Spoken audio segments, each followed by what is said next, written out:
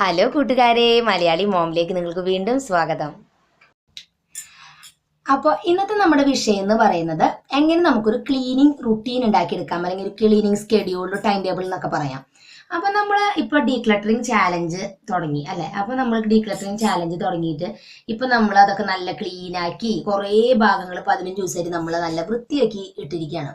പക്ഷെ അതെങ്ങനെ സ്ഥിരമായിട്ട് അങ്ങനെ മെയിൻറ്റെയിൻ ചെയ്യും, അതാണ് അതിൻ്റെ ഏറ്റവും വലിയ പ്രധാനപ്പെട്ട കാര്യം.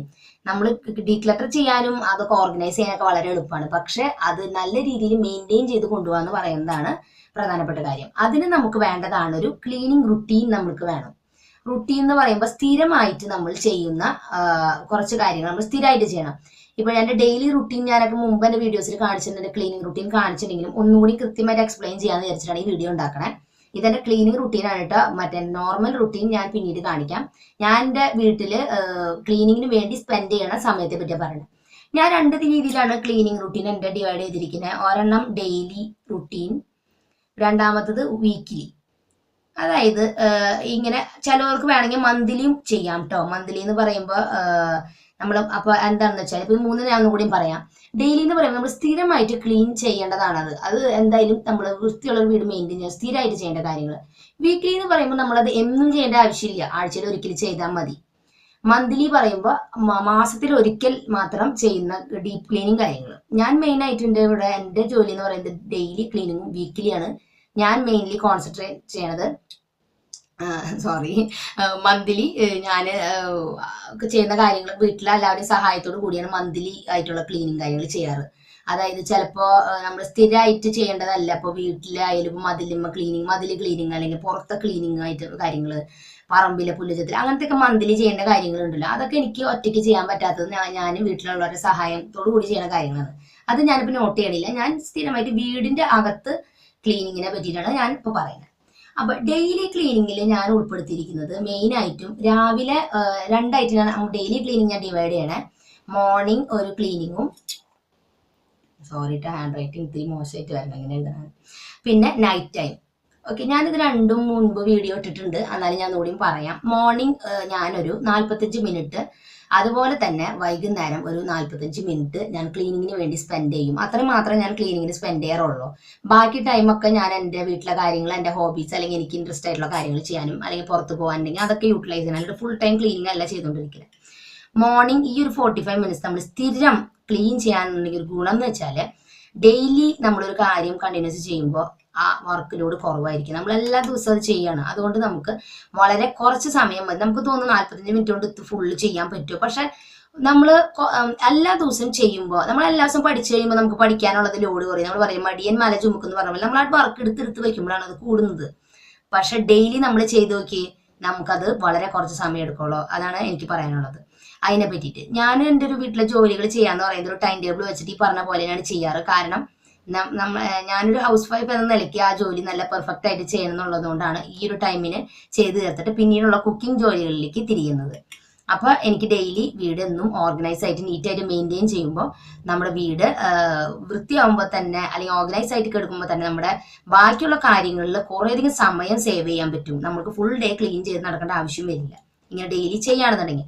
ഇടയ്ക്കൊന്നും വിട്ടു പോയോണ്ട് പ്രശ്നമില്ല. ഇപ്പൊ നമുക്ക് വല്ല കാര്യങ്ങളൊക്കെ പുറത്ത് പോകേണ്ടി വരുമ്പോൾ ഞാനൊക്കെ വിട്ടുപോകാറുണ്ട്. എൻ്റെ വീടും വൃത്തിയോടൊക്കെ ആയിട്ട് കിടക്കാറുണ്ടെങ്കിലും മാക്സിമം ഈ ഒരു റുട്ടീനോട് ഫോളോ ചെയ്യുകയാണെന്നുണ്ടെങ്കിൽ ഒരു പരിധി വരെ നമുക്ക് നല്ല നീറ്റായിട്ട് മെയിൻറ്റെയിൻ ചെയ്യാൻ പറ്റും. ഇതിപ്പോ ഇത്രയും സമയം നമ്മളിപ്പോ നമ്മുടെ കുഞ്ഞു കുട്ടികളായാലും അവർ ഉറങ്ങുന്ന ടൈമോ നമ്മൾ വേസ്റ്റ് ചെയ്ത് കളയുന്ന കുറച്ച് സമയം നമ്മൾ ഇതിന് വേണ്ടി സ്പെൻഡ് ചെയ്യുകയാണെന്നുണ്ടെങ്കിൽ ഈസി ആയിട്ട് നമുക്ക് പറ്റും. നമ്മുടെ മൊബൈലിൽ ഇപ്പൊ നമ്മൾ യൂട്യൂബും അതൊക്കെ നോക്കണില്ലേ, അപ്പൊ അത് വെച്ച് നോക്കുമ്പോൾ ഒരു കുറച്ച് സമയം ഇതിന് വേണ്ടി സ്പെൻഡ് ചെയ്യാൻ ശ്രമിക്കും. അപ്പൊ മോർണിംഗ് ക്ലീനിങ്ങിൽ ഞാൻ ഉൾപ്പെടുത്തിയിരിക്കുന്നത് എന്താക്കിയാന്ന് വെച്ചാല്, ഒന്നാമത്തെ കാര്യം നമ്മൾ സാധനങ്ങൾ എല്ലാ റൂമിലെയും എടുത്ത സാധനങ്ങൾ എടുത്തു കൊടുത്ത് തിരിച്ചു വെക്കുക, കബോർഡുകളിൽ തിരിച്ചു വെക്കുക. അതാണ് ഫസ്റ്റ്. ഞാൻ അതിനെ പറയുന്ന പേരാണ് പിക്കപ്പ് ടൈം എന്നാണ് പറയാൻ ഞാനതിനെ. അതായത് സാധനങ്ങളൊക്കെ പിക്ക് ചെയ്ത് ഒക്കെ എടുത്ത് വയ്ക്കല്. രണ്ടാമത്തെ കാര്യം എന്ന് പറയുന്നത് സ്വീപ്പിംഗ്, അതായത് അടിച്ചു വാരുക, എല്ലാ റൂമുകളും ഫുൾ അടിച്ചു വാരിയിടുക. മൂന്നാമത്തെ കാര്യം വൈപ്പിംഗ്, അതായത് കണ്ണാടിയും ടേബിൾ അതുപോലെ സ്ലാബ് അങ്ങനെ എന്തെങ്കിലുമൊക്കെ ഉണ്ടെങ്കിൽ വൈപ്പിംഗ് ചെയ്യുക. അത് ഫുൾ റൂം, എല്ലാ റൂംസും. പിന്നത്തെ കാര്യമുള്ളത്, ഇത് വൈപ്പിംഗ് കഴിഞ്ഞു കഴിഞ്ഞാൽ നിങ്ങൾക്ക് തുടക്കൽ വേണമെങ്കിൽ എല്ലാ ദിവസം ചെയ്യണവരാണെങ്കിൽ ഓക്കെ ചെയ്യാം. ഞാൻ എല്ലാ ദിവസം ചെയ്യാറില്ല, 2 ദിവസം കൂടുമ്പോഴൊക്കെ ചെയ്യാറുള്ളൂ. ആഴ്ചയിൽ ഒരിക്കൽ നിർബന്ധമായിട്ട് ഞാൻ തുടയ്ക്കും, അത് എങ്ങനെ വന്നാലും. പക്ഷെ എല്ലാ ദിവസവും തുടയ്ക്കാറില്ല. അത് മുമ്പ് കുഞ്ഞു മക്കൾ ചെറുതായിരുന്ന സമയത്ത് ഞാൻ എന്നും തുറക്കാറുണ്ട്. ഉണ്ണിയൊക്കെ ചെറുതായിരുന്ന സമയത്ത് അവള് നിലത്ത് കിടന്ന് അഴയിലും അങ്ങനെയൊക്കെ ടൈമില്. ഇപ്പൊ ഞാൻ 2 ദിവസം കൂടുമ്പോൾ തുറക്കാറില്ല. ഒന്നാമത്തെ കാര്യം നമ്മുടെ വീട്ടിലെ കാര്യങ്ങൾ കൂടുതലായി തുടങ്ങി, മക്കൾ ക്ലാസ്സിൽ പോയി തുടങ്ങി. അപ്പൊ നമ്മുടെ ടൈമുകൾ മെയിൻറ്റെയിൻ ചെയ്യാൻ വേണ്ടി ഞാൻ അതൊന്ന് സ്കിപ്പ് ചെയ്തു. അങ്ങനെ 2 ദിവസം കൂടുമ്പോൾ എന്റെ ഫ്രീ ടൈം അനുസരിച്ച് ആഴ്ചയിൽ ഒരിക്കല തുടക്കില്ല, അങ്ങനെയാണ് തീരുമാനിച്ചിരിക്കുന്നത്. നിങ്ങൾക്ക് ഇഷ്ടമുണ്ടെങ്കിൽ എല്ലാ ദിവസം തുടയ്ക്കാൻ ഒരു പ്രോബ്ലം ഇല്ല. ഓക്കെ, അപ്പൊ ഇതും ആണ് എൻ്റെ ഡെയിലി സ്റ്റെപ്സ്, ഞാൻ ഡെയിലി ചെയ്യുന്ന എൻ്റെ ക്ലീനിങ് റൂട്ടീൻ. ഇത് ഇനി നൈറ്റ് ടൈം വരുമ്പോൾ ഈ ക്ലീനിങ്ങിൽ ഞാൻ ചെയ്യുന്നത് ഈ സാധനങ്ങൾ എടുത്തു വെക്കല് സെയിം അത് തന്നെ ചെയ്യും.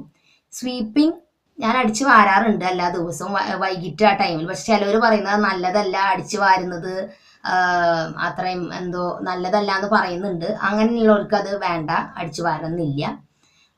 പിന്നത്തെ വൈപ്പിംഗ് ഞാൻ ചെയ്യാറില്ല വൈകുന്നേരം. പിന്നെ ഞാൻ വൈകുന്നേരം ചെയ്യുന്ന കാര്യം എന്ന് പറയുന്നത് കിച്ചൺ ക്ലീനിങ്. അതാണ് നിർബന്ധമായിട്ട് വൈകുന്നേരം ചെയ്യുന്നത്. കാലത്ത് ഇപ്പൊ ഞാൻ ഈ റുട്ടീനിൽ കിച്ചൺ ക്ലീനിങ് ഉൾപ്പെടുത്തിയിട്ടില്ല. ലഞ്ച് കഴിയുമ്പോൾ അതൊക്കെ എന്തായാലും നമ്മൾ പാത്രങ്ങളൊക്കെ കഴുകി വെച്ച് പോകും.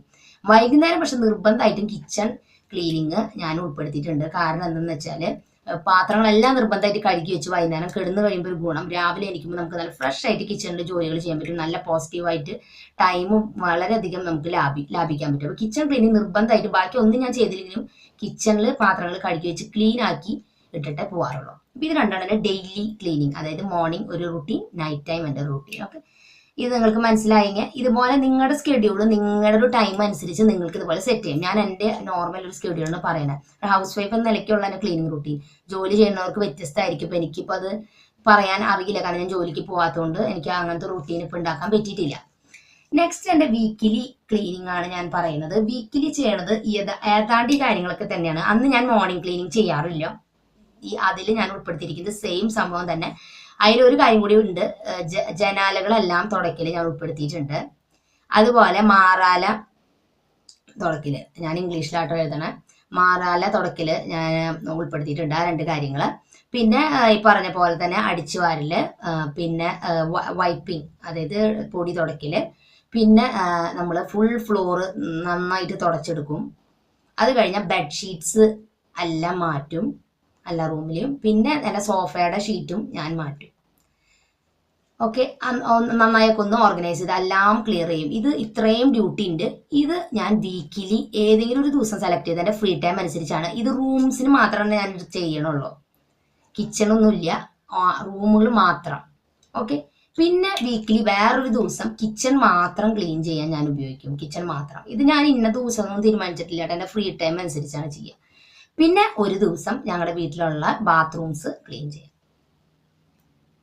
ഓക്കെ, ഈ 2 ദിവസം ഞാൻ ഡെയിലി മോർണിംഗ് ക്ലീനിങ്ങും നൈറ്റ് ക്ലീനിങ് ചെയ്യാറുണ്ട്. ഈ ഒരു ദിവസം ഞാൻ മോർണിംഗ് ക്ലീനിങ് ചെയ്യാറില്ല, ഇത് മാത്രം. കിച്ചൺ ഡീപ്പ് ക്ലീൻ ചെയ്യാന്ന് വെച്ചാൽ മൊത്തത്തിൽ നന്നായിട്ടൊന്ന് ക്ലീനിങ് ആണ് ഞാൻ ഉദ്ദേശിക്കുന്നത്, ആഴ്ചയിൽ ഒരിക്കൽ. അതിൽ ബാത്റൂം, ഫ്രിഡ്ജ് ക്ലീനിങ്, അങ്ങനത്തെ കാര്യങ്ങളൊക്കെയാണ് ഈ കിച്ചൺ ക്ലീനിങ്ങിൽ ഉൾപ്പെടുന്നത്. ഇനി ഞാൻ വീഡിയോ ഉണ്ടാക്കുന്നുണ്ട് എൻ്റെ ഓരോ റുട്ടീനെ പറ്റിയിട്ടും. വീക്കിലി ക്ലീനിങ്ങിനെ ഓൾറെഡി ഉണ്ടാക്കി കഴിഞ്ഞു, ഞാൻ അത് പോസ്റ്റ് ചെയ്യുന്നതായിരിക്കും ആഴ്ചയിൽ ഏതെങ്കിലും ദിവസം. പിന്നെ എനിക്ക് ഡെയിലി എൻ്റെ ഒരു മോർണിംഗ് സ്കെഡ്യൂളും എൻ്റെ നൈറ്റ് ടൈം ക്ലീനിങ് ഞാൻ മുമ്പ് പോസ്റ്റ് ചെയ്തിട്ടുണ്ടെങ്കിലും അതിൽ സൗണ്ടിന്റെ പ്രോബ്ലം ഒക്കെ ആയിട്ട് കുറച്ച് മോശമാണ് ആദ്യത്തെ വീഡിയോസ്, എൻ്റെ പഴയ വീഡിയോസ്. അപ്പോൾ അതൊക്കെ ഒന്നും കൂടി അപ്ഡേറ്റ് ചെയ്ത് ഞാൻ കാണിക്കാം. പിന്നെ വരുന്നത് കിച്ചൺ ഡീപ്പ് ക്ലീനിങ്ങും ബാത്റൂമും. കിച്ചൺ ഞാൻ എന്തായാലും ഈ ആഴ്ച ഉണ്ടാവില്ല, അതിന്റെ പിറ്റത്തെ ആഴ്ച നമ്മൾ ഡീക്ലട്ടറിങ് ചെയ്യുന്നത് കിച്ചണിലാണ്. അപ്പോൾ അതോടുകൂടി നമുക്ക് കിച്ചൺ ക്ലീനിങ്ങിന് ഒന്ന് പറയാം. പിന്നെ ബാത്റൂംസ്. അപ്പൊ ഇതാണ് എൻ്റെ മെയിൻ ക്ലീനിങ് സ്കെഡ്യൂൾ. നിങ്ങളുടെ സ്കെഡ്യൂൾ തീരുമാനിക്കേണ്ടത് നിങ്ങളുടെ ടൈമും നിങ്ങളുടെ വീടിന്റെ അതിന്റെ അനുസരിച്ചാണ് നിങ്ങളുടെ ഒരു ക്ലീനിങ് സ്കെഡ്യൂൾ നിങ്ങൾ തീരുമാനിക്കേണ്ടത്. ഇതുപോലെ തന്നെ ആവണമെന്നൊന്നുമില്ല, റൂമുകളുടെ അനുസരിച്ച്. പക്ഷെ എനിക്ക് വർക്കിംഗ് ആയിട്ടും എനിക്ക് എപ്പോഴും ഈസി ആയിട്ട് തോന്നിയിട്ടുള്ളൊരു സ്കെഡ്യൂളാണ് ഞാൻ ഇവിടെ ഷെയർ ചെയ്തിരിക്കുന്നത്. നിങ്ങളുടെ റുട്ടീൻ നിങ്ങൾ താഴെ ഷെയർ ചെയ്യുക കമന്റ്സിൽ മറക്കാണ്ട്. അപ്പോൾ ബാക്കിയുള്ളവർക്ക് അത് ഉപകാരപ്പെടും. എൻ്റെ ഈ റുട്ടീൻ ഇഷ്ടപ്പെടാത്തവർക്ക് വേണമെങ്കിൽ ആ റുട്ടീൻ സെലക്ട് ചെയ്യാം. ഞാൻ ഈ ഇതിൽ പറഞ്ഞതിൽ എന്തെങ്കിലും മിസ്റ്റേക്സ് ഉണ്ടെങ്കിൽ താഴെ നിങ്ങൾ പറയാം. ഞാൻ ചെയ്തുകൊണ്ടിരിക്കുന്നതിൽ തെറ്റുകൾ ഉണ്ടെങ്കിൽ പറഞ്ഞാൽ എനിക്കത് ക്ലിയർ ചെയ്യാൻ പറ്റില്ല. അപ്പോൾ നിങ്ങൾ മറക്കാണ്ട് ഇതുപോലെ സ്കെഡ്യൂൾ ഉണ്ടാക്കി നോക്കുക. സ്കെഡ്യൂൾ ഉണ്ടാക്കിയിട്ട് അതനുസരിച്ച് ഫോളോ ചെയ്യാനും ശ്രമിക്കുക. അപ്പോൾ തീർച്ചയായിട്ടും നിങ്ങളുടെ വീഡിയോ എപ്പോഴും നല്ല ക്ലീൻ ആൻഡ് ബ്യൂട്ടിഫുൾ ആയിട്ടിരിക്കും. അപ്പോൾ ഇനി ഒരു പുതിയ വീഡിയോ ആയിട്ട് ഞാൻ വരുന്നതായിരിക്കും. അപ്പോൾ അതുവരെയ്ക്ക് എല്ലാവരോടും ബൈ ബൈ.